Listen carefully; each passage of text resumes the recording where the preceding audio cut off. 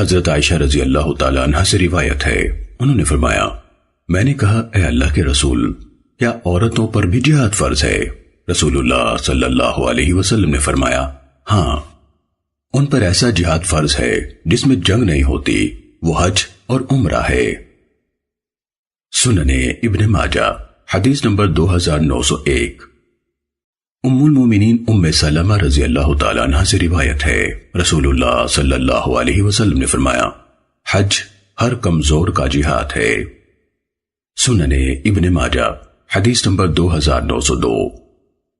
حضرت ابو رزین عقیلی رضی اللہ تعالیٰ عنہ سے روایت ہے، انہوں نے نبی صلی اللہ علیہ وسلم کی خدمت میں حاضر ہو کر عرض کیا، اے اللہ کے رسول، میرے والد بہت بوڑھے ہیں، نہ حج اور عمرہ کر سکتے ہیں اور نہ سواری پر سوار ہو سکتے ہیں۔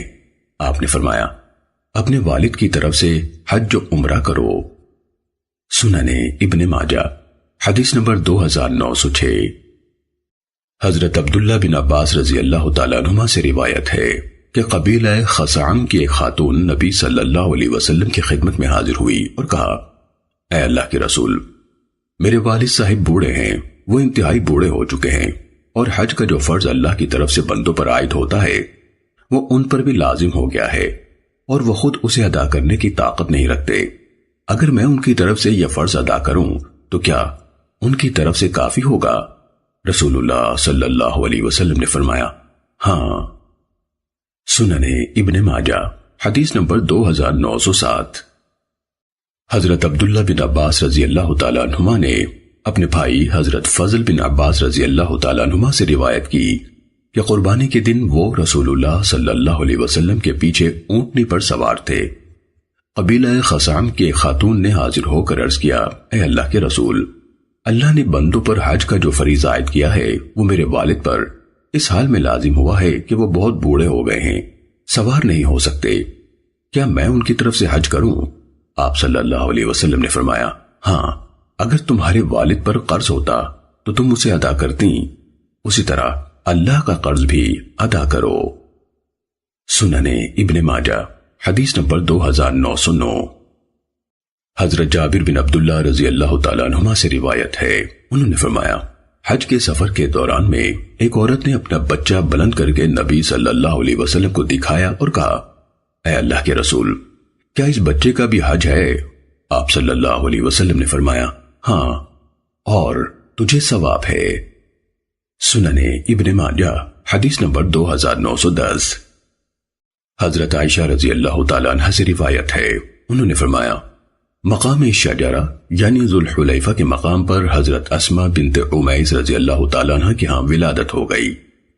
رسول اللہ صلی اللہ علیہ وسلم نے حضرت ابو بکر رضی اللہ تعالیٰ عنہ سے کہا کہ انہیں غسل کرنے اور احرام باندھنے کا حکم دو۔ رسول اللہ صلی اللہ علیہ وسلم نے حضرت ابو بکر رضی اللہ تعالیٰ عنہ سے کہا کہ انہیں غسل کرنے اور احرام باندھنے کا حکم دیں۔ سنن ابن ماجہ حدیث نمبر 2911۔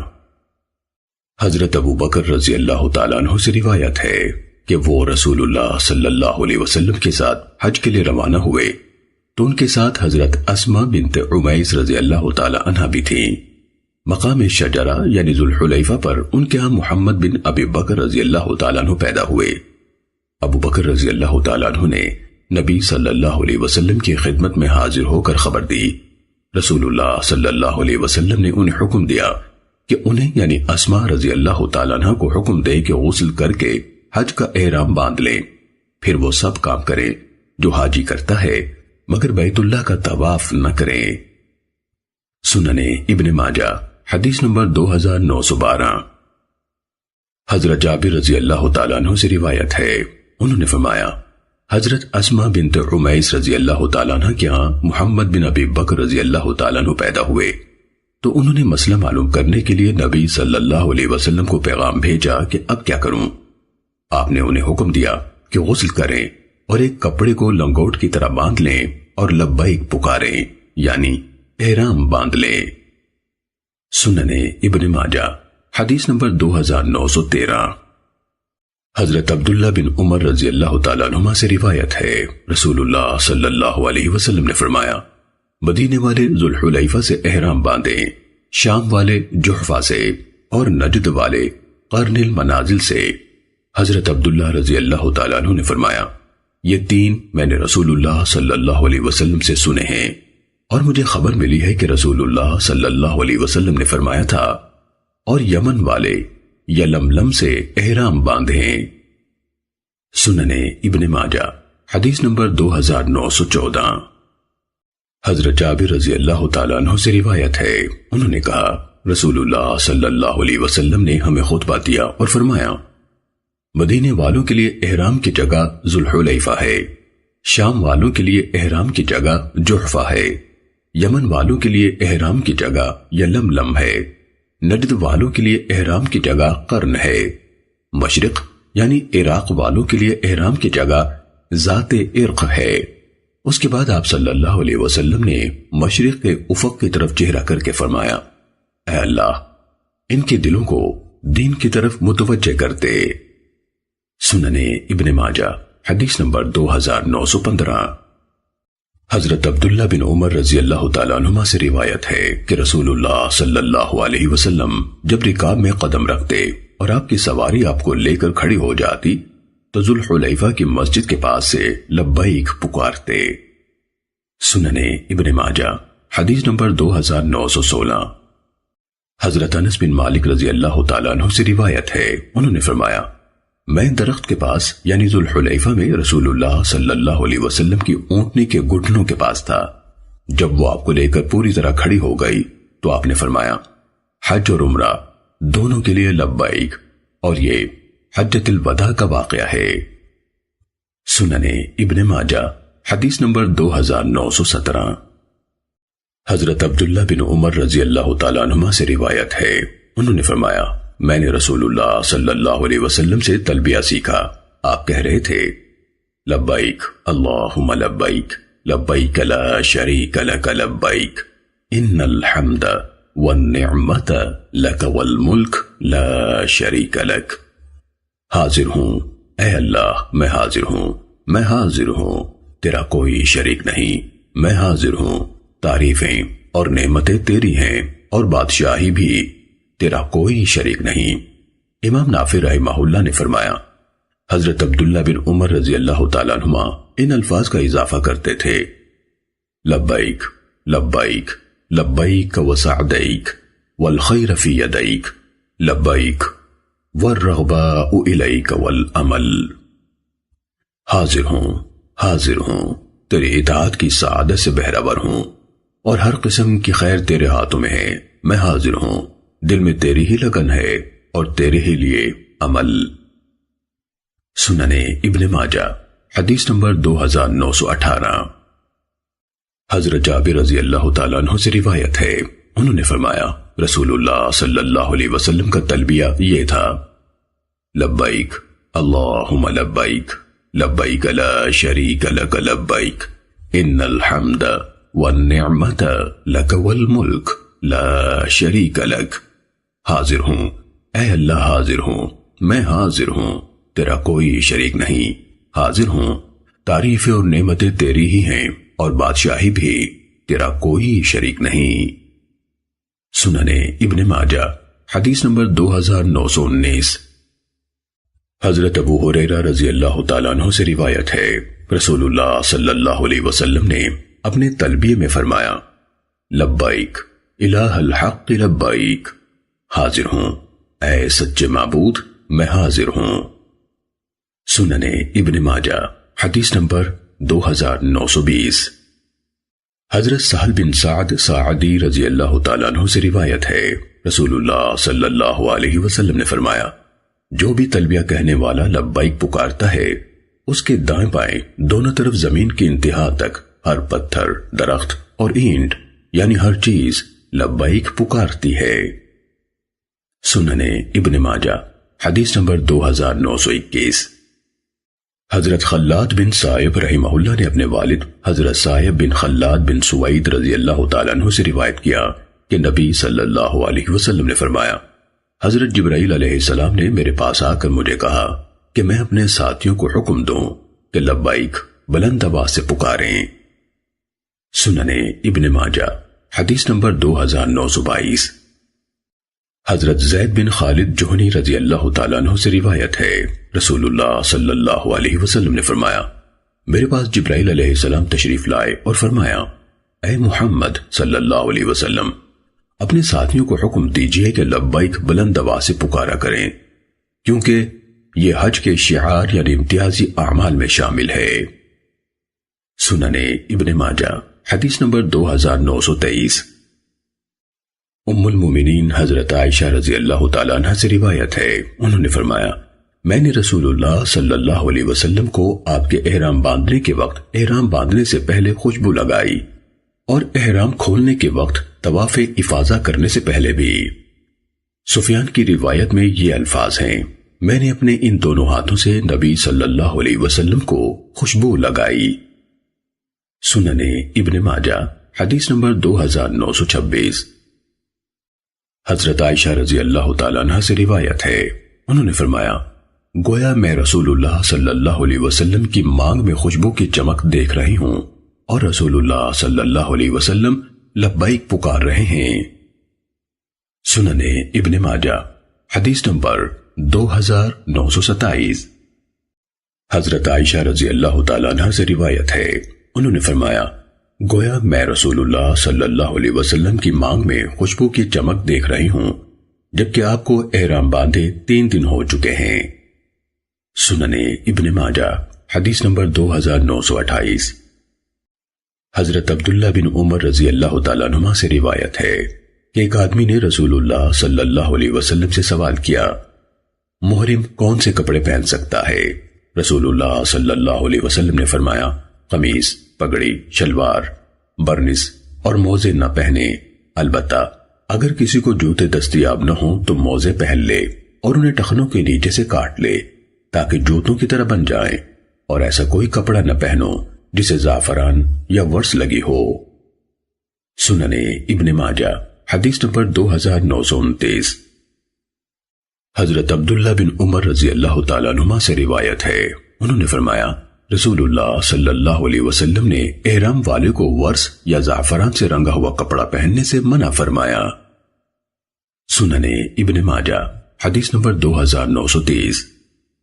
حضرت عبداللہ بن عباس رضی اللہ تعالیٰ عنہ سے روایت ہے، انہوں نے فرمایا، میں نے نبی صلی اللہ علیہ وسلم کو منبر پر خطبہ دیتے سنا، آپ نے فرمایا، جسے تہبند نہ ملے وہ پاجامہ یا شلوار پہن لے اور جسے جوتے نہ ملے وہ موزے پہن لے۔ ہشام کی روایت میں یہ الفاظ بھی ہیں، کپڑا نہ ہونے کی صورت میں پاجامہ بھی پہن سکتا ہے۔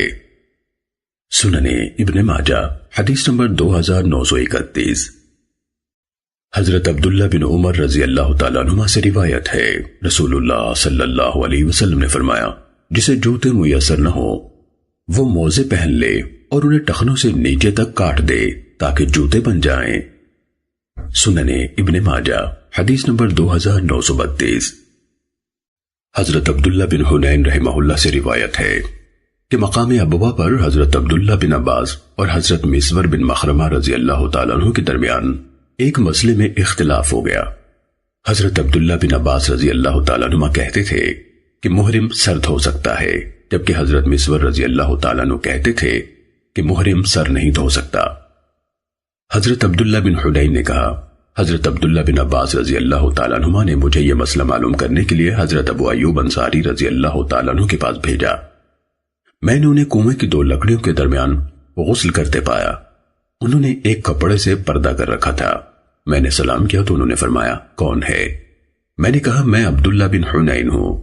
مجھے حضرت عبداللہ بن عباس رضی اللہ تعالیٰ عنہ نے آپ کی خدمت میں یہ پوچھنے کے لیے بھیجا ہے کہ رسول اللہ صلی اللہ علیہ وسلم احرام کی حالت میں اپنا سر کس طرح دھوتے تھے۔ حضرت ابو ایوب رضی اللہ تعالیٰ عنہ نے کپڑے پر ہاتھ رکھ کر اسے اتنا نیچے کر دیا کہ مجھے ان کا سر نظر آنے لگا۔ پھر اس شخص کو جو نہانے میں مدد دیتے ہوئے آپ پر پانی ڈال رہا تھا فرمایا، پانی ڈالو۔ اس نے آپ کے سر پر پانی ڈالا تو آپ نے دونوں ہاتھوں سے اپنے سر کے بالوں کو حرکت دی۔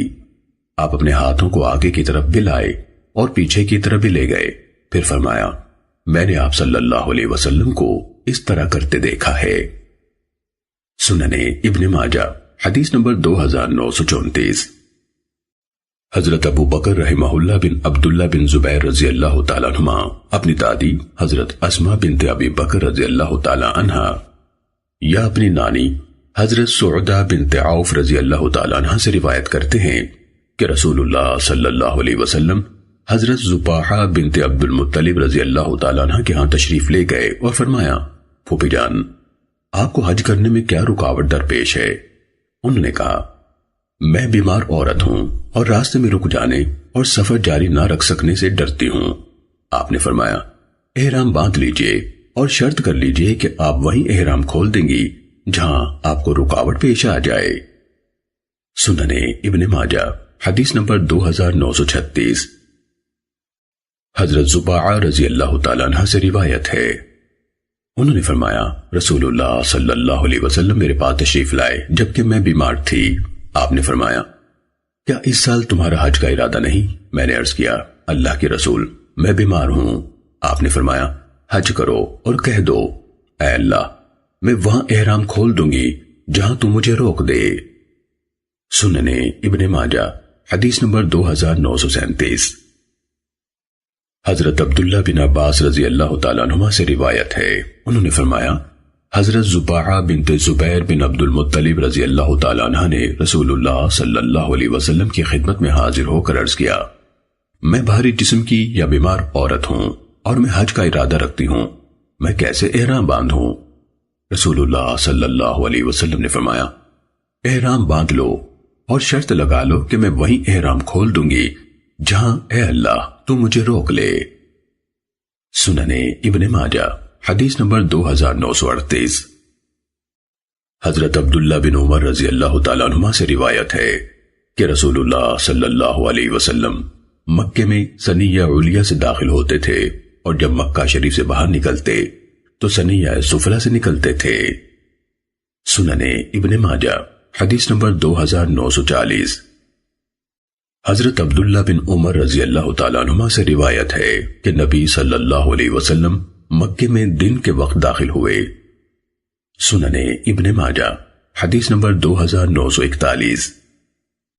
حضرت اسامہ بن زید رضی اللہ تعالیٰ عنہما سے روایت ہے، انہوں نے فرمایا، میں نے عرض کیا، اے اللہ کے رسول، کل آپ کہاں قیام فرمائیں گے؟ یہ رسول اللہ صلی اللہ علیہ وسلم کے حج کے دوران کا واقعہ ہے۔ رسول اللہ صلی اللہ علیہ وسلم نے فرمایا، کیا عقیل نے ہمارے لیے کوئی گھر چھوڑا ہے؟ پھر فرمایا، ہم کل بنو کنانہ کے خیف یعنی وادی محصب میں ٹھہریں گے جہاں قریش نے کفر پر قائم رہنے کے لیے آپس میں قسمیں کھائی تھیں۔ یہ اس واقعے کی طرف اشارہ ہے جب بنو کنانہ نے قریش سے قسمیں کھا کر بنو ہاشم کے خلاف معاہدہ کیا تھا کہ بنو ہاشم سے رشتہ ناتا نہیں کریں گے اور ان سے خرید و فروخت بھی نہیں کریں گے۔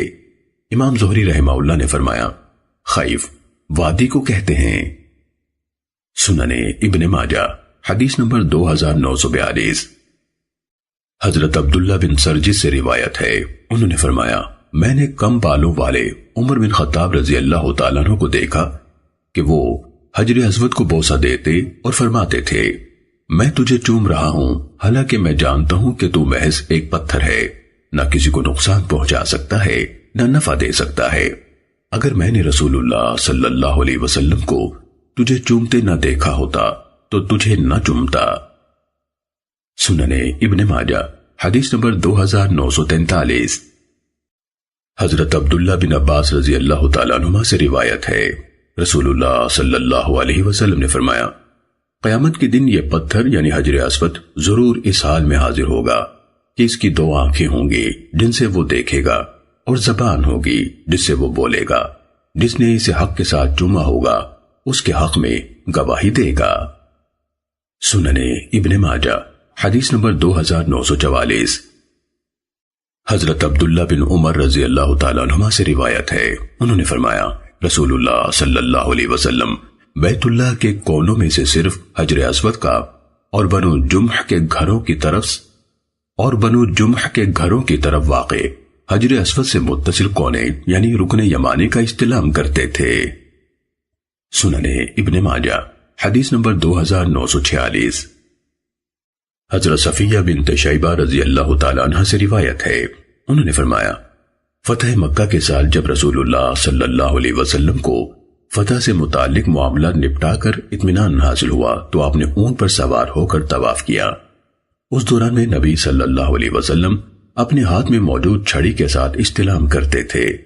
پھر آپ کعبہ شریف کے اندر داخل ہوئے تو اس کے اندر کھجور کی لکڑی سے بنی ہوئی ایک کبوتری نظر آئی۔ آپ نے اسے توڑ دیا، پھر کعبے کے دروازے پر کھڑے ہو کر اسے یعنی کعبے سے باہر پھینک دیا، اور میں رسول اللہ صلی اللہ علیہ وسلم کو کبوتری کا بت کعبے سے باہر پھینکتے دیکھ رہی تھی۔ سنن ابن ماجہ حدیث نمبر 2947۔ حضرت عبداللہ بن عباس رضی اللہ تعالیٰ عنہما سے روایت ہے کہ حجۃ الوداع کے دوران میں نبی صلی اللہ علیہ وسلم نے اونٹ پر سوار ہو کر طواف کیا اور چھڑی سے حجر اسود کا استلام کرتے رہے۔ سنن ابن ماجہ حدیث نمبر 2948۔ حضرت ابو طفیل عامر بن واصلہ رضی اللہ تعالیٰ عنہ سے روایت ہے، انہوں نے فرمایا میں نے نبی صلی اللہ علیہ وسلم کو دیکھا کہ آپ سواری پر بیت اللہ کا طواف کر رہے تھے۔ آپ چھڑی کے ساتھ حجر اسود کا استلام کرتے اور چھڑی کو بوسہ دیتے تھے۔ سنن ابن ماجہ حدیث نمبر 2949۔ حضرت عبداللہ بن عمر رضی اللہ تعالیٰ عنہما سے روایت ہے کہ رسول اللہ صلی اللہ علیہ وسلم جب پہلی بار بیت اللہ کا طواف کرتے تو 3 چکروں میں رمل کرتے اور 4 چکروں میں عام رفتار سے چلتے، حجر سے حجر تک۔ نافع نے فرمایا حضرت ابن عمر رضی اللہ تعالیٰ عنہما بھی اسی طرح کرتے تھے۔ سنن ابن ماجہ حدیث نمبر 2950۔ حضرت جابر رضی اللہ تعالیٰ عنہ سے روایت ہے کہ نبی صلی اللہ علیہ وسلم نے 3 چکروں میں حجر سے حجر تک رمل کیا اور 4 چکروں میں عام رفتار سے چلے۔ سنن ابن ماجہ حدیث نمبر 2951۔ حضرت عمر رضی اللہ تعالیٰ عنہ سے روایت ہے، انہوں نے فرمایا اب رمل کا کیا فائدہ ہے جبکہ اللہ تعالیٰ نے اسلام کو مستحکم کر دیا ہے اور کفر و اہل کفر کو ملک عرب سے نکال دیا ہے، اور قسم ہے اللہ کی ہم وہ کام نہیں چھوڑیں گے جو رسول اللہ صلی اللہ علیہ وسلم کے زمانے میں کیا کرتے تھے۔ سنن ابن ماجہ حدیث نمبر 2952۔ حضرت عبداللہ بن عباس رضی اللہ تعالیٰ عنہما سے روایت ہے کہ صلح حدیبیہ کے بعد جب عمرے کے موقع پر صحابہ رضی اللہ عنہم نے مکہ مکرمہ میں داخل ہونے کا ارادہ کیا تو نبی صلی اللہ علیہ وسلم نے ان سے فرمایا کل تمہاری قوم کے لوگ تمہیں دیکھیں گے، لہٰذا ضروری ہے کہ تم انہیں مضبوط نظر آؤ۔ چنانچہ جب صحابہ کرام رضی اللہ عنہم مسجد حرام میں داخل ہوئے تو انہوں نے حجر اسود کو بوسہ دیا اور رمل کیا۔ نبی صلی اللہ علیہ وسلم بھی ان کے ساتھ تھے۔ جب وہ حضرات رکن یمانی پر پہنچے تو حجر اسود تک عام چال سے چل کر گئے، پھر رمل کیا حتیٰ کہ رکن یمانی تک پہنچ گئے، پھر حجر اسود تک چل کر گئے۔ نبی صلی اللہ علیہ وسلم نے بھی 3 بار اسی طرح یعنی رمل کیا، پھر 4 بار دوڑے بغیر چل کر طواف کیا۔ سنن ابن ماجہ حدیث نمبر 2953۔ حضرت عائشہ رضی اللہ تعالیٰ عنہ سے روایت ہے، انہوں نے فرمایا میں نے رسول اللہ صلی اللہ علیہ وسلم سے حجر یعنی حتیم کے بارے میں سوال کیا تو آپ نے فرمایا وہ بھی کعبے میں شامل ہے۔ میں نے کہا پھر انہوں نے کس رکاوٹ کی وجہ سے اسے کعبے کی عمارت میں شامل نہیں کیا؟ آپ نے فرمایا ان کے پاس حلال مال سے خرچ ختم ہو گیا تھا۔ میں نے کہا اس کا دروازہ بلند کیوں ہے کہ سیڑھی کے بغیر چڑھا نہیں جا سکتا؟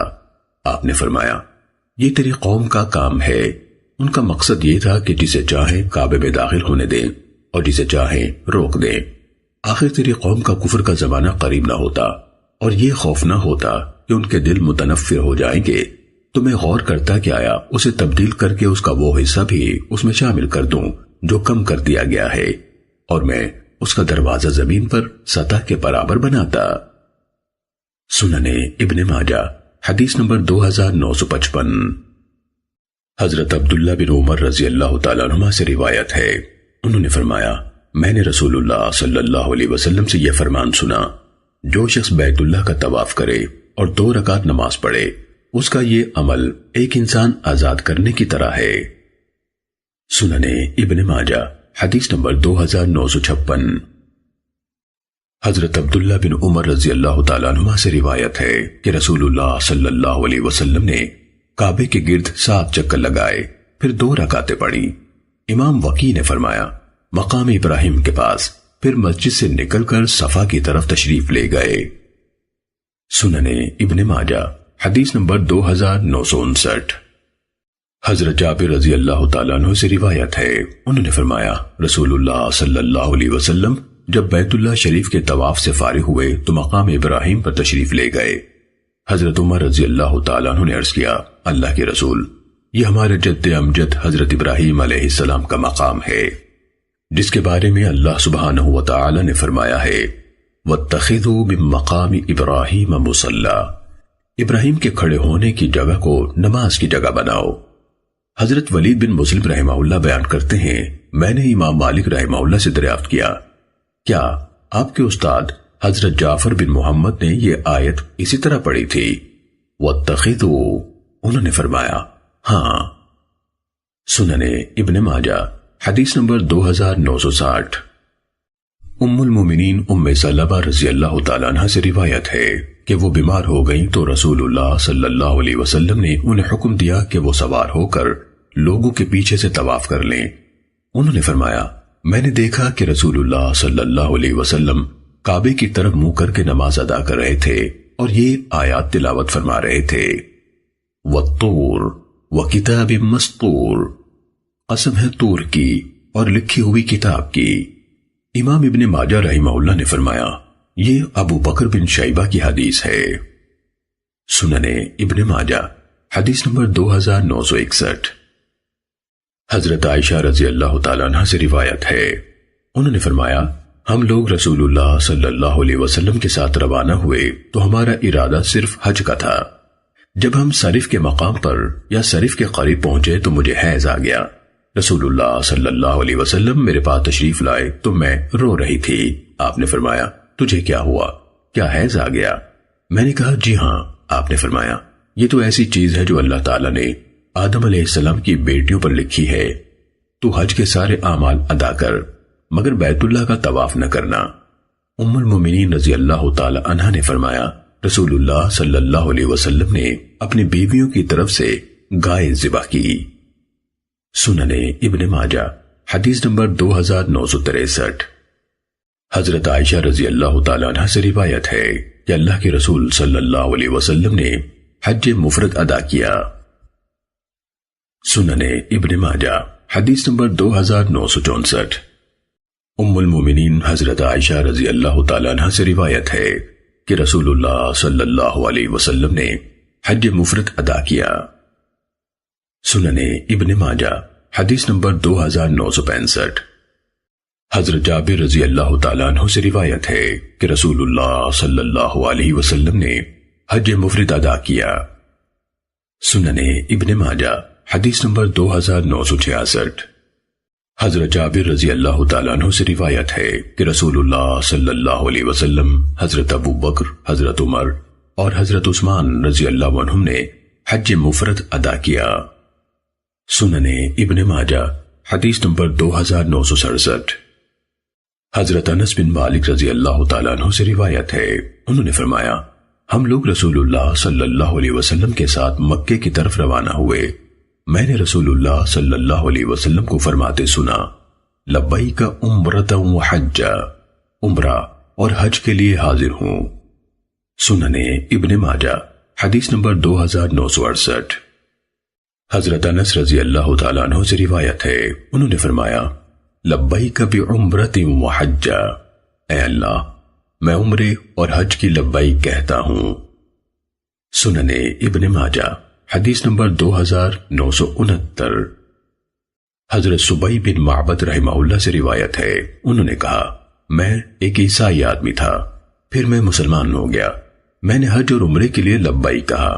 قادسیہ میں مجھے حضرت سلمان بن ربیعہ رحمہ اللہ اور زید بن سوحان رحمہ اللہ نے حج و عمرے کے لیے لبیک پکارتے سنا تو کہا، یہ شخص تو اپنے اونٹ سے بھی زیادہ کم عقل ہے۔ انہوں نے یہ بات کہہ کر مجھ پر گویا ایک پہاڑ کا بوجھ لاد دیا۔ ان کی بات سے مجھے بے انتہا پریشانی ہوئی۔ میں نے حضرت عمر رضی اللہ تعالیٰ عنہ کی خدمت میں حاضر ہو کر یہ بات بتائی۔ حضرت عمر رضی اللہ تعالیٰ عنہ ان کی طرف متوجہ ہوئے اور سخت تنبیہ فرمائی، پھر میری طرف متوجہ ہو کر فرمایا، تیری رہنمائی اللہ کی طرف سے نبی صلی اللہ علیہ وسلم کی سنت کی طرف کی گئی، تجھے نبی صلی اللہ علیہ وسلم کی سنت کی راہ مل گئی۔ ہشام نے اپنی حدیث میں کہا، راوی حدیث شقیق نے کہا کہ میں اور مسروق رحمہ اللہ اکثر سبئی بن معبد رحمہ اللہ سے ان کے اس واقعے کے بارے میں سوال کرنے کے لیے جاتے۔ ایک روایت میں یہ الفاظ ہیں، میں تھوڑی دیر پہلے ہی عیسائی مذہب چھوڑ کر مسلمان ہوا تھا۔ میں نے زیادہ سے زیادہ اور بہتر عبادت کی پوری کوشش کی، چنانچہ میں نے حج اور عمرے کا احرام باندھا، پھر مذکورہ بالا حدیث کی طرح بیان کیا۔ سنن ابن ماجہ حدیث نمبر 2970۔ حضرت ابو طلحہ زید بن سہل انصاری رضی اللہ تعالیٰ عنہ سے روایت ہے کہ رسول اللہ صلی اللہ علیہ وسلم نے حج و عمرہ کو ملا کر حج قران کیا۔ سنن ابن ماجہ حدیث نمبر 2971۔ حضرت جابر بن عبداللہ اور حضرت عبداللہ بن عمر اور حضرت عبداللہ بن عباس رضی اللہ عنہم سے روایت ہے کہ رسول اللہ صلی اللہ علیہ وسلم اور آپ کے صحابہ رضی اللہ عنہم جب مکہ مکرمہ تشریف لائے تو انہوں نے اپنے حج اور عمرے دونوں کے لیے صرف ایک ہی طواف کیا تھا۔ سنن ابن ماجہ حدیث نمبر 2972۔ حضرت جابر رضی اللہ تعالیٰ عنہ سے روایت ہے کہ نبی صلی اللہ علیہ وسلم نے حج اور عمرے کے لیے ایک ہی طواف کیا۔ سنن ابن ماجہ حدیث نمبر 2973۔ حضرت عبداللہ بن عمر رضی اللہ تعالیٰ عنہ سے روایت ہے کہ وہ حج قران کی نیت سے تشریف لائے تو بیت اللہ کے طواف کے ساتھ چکر لگائے اور صفا اور مروہ کے درمیان سعی کی، پھر فرمایا رسول اللہ صلی اللہ علیہ وسلم نے اسی طرح کیا تھا۔ سنن ابن ماجہ حدیث نمبر 2974۔ حضرت عبداللہ بن عمر رضی اللہ تعالیٰ عنہ سے روایت ہے رسول اللہ صلی اللہ علیہ وسلم نے فرمایا، جس نے حج اور عمرے کا اکٹھا احرام باندھا اسے ان دونوں کے لیے ایک طواف کافی ہے، اور وہ احرام نہیں کھولے گا حتیٰ کہ حج پورا کر لے اور دونوں سے اکٹھا احرام کھولے۔ سنن ابن ماجہ حدیث نمبر 2975۔ حضرت عمر ابن الخطاب رضی اللہ تعالیٰ عنہ سے روایت ہے، انہوں نے فرمایا، میں نے رسول اللہ صلی اللہ علیہ وسلم کو مقام عقیق پر یہ فرماتے سنا، میرے پاس میرے رب کی طرف سے ایک آنے والا آیا اور اس نے کہا، اس مبارک وادی میں نماز ادا کیجیے اور کہیے عمرہ حج میں داخل ہے۔ اس روایت کے الفاظ امام ابن ماجہ رحمہ اللہ کے استاذ دحیم یعنی عبد الرحمن بن ابراہیم دمشقی کے ہیں۔ سنن ابن ماجہ حدیث نمبر 2976۔ حضرت سراقہ بن جعشم رضی اللہ تعالیٰ عنہ سے روایت ہے، انہوں نے فرمایا رسول اللہ صلی اللہ علیہ وسلم نے اس وادی میں کھڑے ہو کر خطبہ دیا اور فرمایا، سنو عمرہ قیامت تک کے لیے حج میں داخل ہو گیا ہے۔ سنن ابن ماجہ حدیث نمبر 2977۔ حضرت مطرف بن عبداللہ بن شخیر رحمہ اللہ سے روایت ہے، انہوں نے کہا، مجھے حضرت عمران بن حسین رضی اللہ تعالیٰ عنہ نے فرمایا، میں تجھے ایک حدیث سناتا ہوں، شاید آج کے بعد یعنی آئندہ زندگی میں اللہ اس سے تجھے فائدہ دے۔ یاد رکھو کہ رسول اللہ صلی اللہ علیہ وسلم کے گھر کے چند افراد نے ذوالحجہ کے پہلے عشرے میں عمرہ کیا تھا۔ رسول اللہ صلی اللہ علیہ وسلم نے اس سے منع نہیں کیا، نہ اس کے منسوخ ہونے کا حکم نازل ہوا۔ اس کے بعد ایک آدمی نے اپنی رائے سے جو چاہا کہہ دیا۔ سنن ابن ماجہ حدیث نمبر 2978۔ حضرت ابو موسیٰ اشعری رضی اللہ تعالیٰ عنہ سے روایت ہے کہ وہ حج تمتع کے جواز کا فتویٰ دیا کرتے تھے۔ انہیں ایک آدمی نے کہا، ابھی اپنے کچھ فتوے دینے سے اجتناب کیجیے، آپ کو معلوم نہیں کہ آپ کی غیر موجودگی میں امیر المومنین نے حج کے بارے میں کیا فرمایا ہے؟ ابو موسیٰ رضی اللہ تعالیٰ عنہ نے فرمایا، میں بعد میں ان سے ملا اور دریافت کیا تو حضرت عمر رضی اللہ تعالیٰ عنہ نے فرمایا، مجھے معلوم ہے کہ رسول اللہ صلی اللہ علیہ وسلم نے اور آپ کے صحابہ رضی اللہ عنہم نے یہ یعنی تمتع کیا ہے، لیکن مجھے یہ بات اچھی نہ لگی کہ لوگ رات کو درختوں تلے عورتوں سے خلوت کریں، پھر صبح کو حج کے لیے روانہ ہو جائیں جبکہ ان کے سروں سے نہانے کی وجہ سے پانی کے قطرے ٹپک رہے ہوں۔ سنن ابن ماجہ حدیث نمبر 2979۔ حضرت جابر بن عبداللہ رضی اللہ تعالیٰ عنہ سے روایت ہے، انہوں نے فرمایا، ہم نے رسول اللہ صلی اللہ علیہ وسلم کے ساتھ محض حج کی نیت سے احرام باندھ کر لبیک پکارا۔ ہمارا ارادہ اس کے ساتھ عمرہ ملانے کا نہ تھا۔ چنانچہ ہم ذوالحجہ کی 4 راتیں گزارنے پر یعنی 4 تاریخ کو مکے پہنچے۔ جب ہم نے بیت اللہ کا طواف کر کے صفا و مروہ کی سعی کر لی تو رسول اللہ صلی اللہ علیہ وسلم نے ہمیں حکم دیا کہ ہم اس طواف اور سعی کو عمرہ بنا دیں اور احرام کھول کر عورتوں سے خلوت کریں۔ ہم نے آپس میں کہا، عرفہ جانے میں صرف 5 راتیں باقی ہیں، تو کیا ہم اس حال میں عرفہ جائیں گے کہ ہمارے مخصوص اعضاء سے منی کے قطرے ٹپک رہے ہوں؟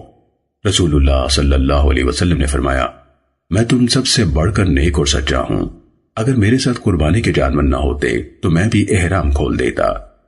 حضرت سراقہ بن مالک رضی اللہ تعالیٰ عنہ نے فرمایا، کیا یہ تمتع کی اجازت صرف اس سال کے لیے ہے یا ہمیشہ کے لیے؟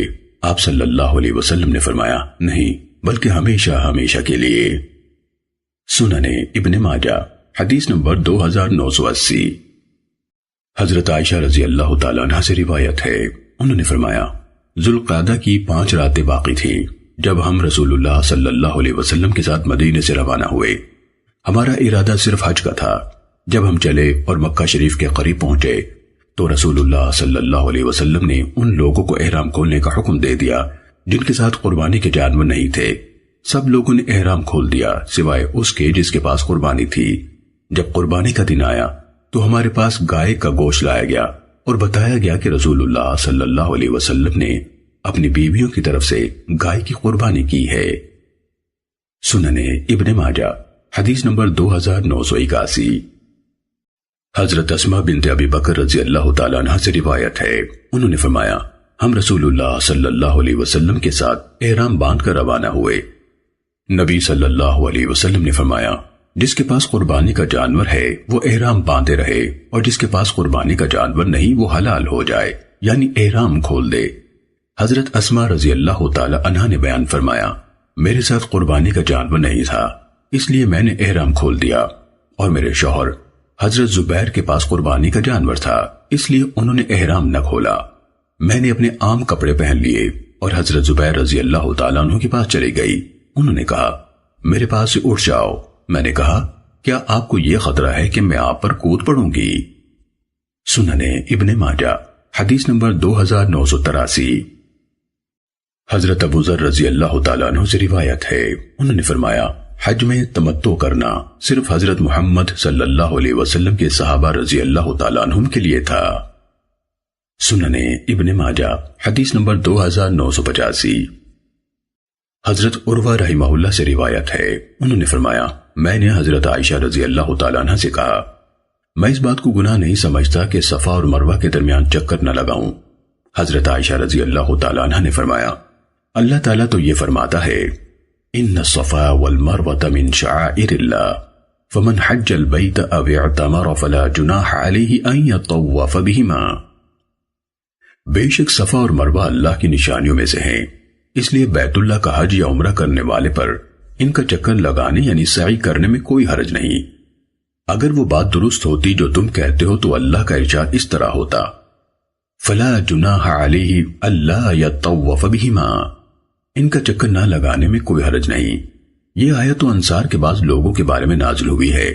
وہ جب لبیک پکارتے تھے تو منات بدھ کے نام سے لبیک پکارتے تھے، پھر ان کے خیال میں صفا اور مروہ کے درمیان سعی کرنا ان کے لیے جائز نہیں ہوتا تھا۔ جب وہ نبی صلی اللہ علیہ وسلم کے ساتھ حج کے لیے مکہ شریف آئے تو انہوں نے یہ بات رسول اللہ صلی اللہ علیہ وسلم سے عرض کی۔ تب اللہ تعالیٰ نے یہ آیت نازل فرمائی، میری عمر کی قسم، اللہ تعالیٰ اس شخص کا حج مکمل تسلیم نہیں کرتا جو صفا اور مروہ کے درمیان چکر نہ لگائے۔ سنن ابن ماجہ حدیث نمبر 2986۔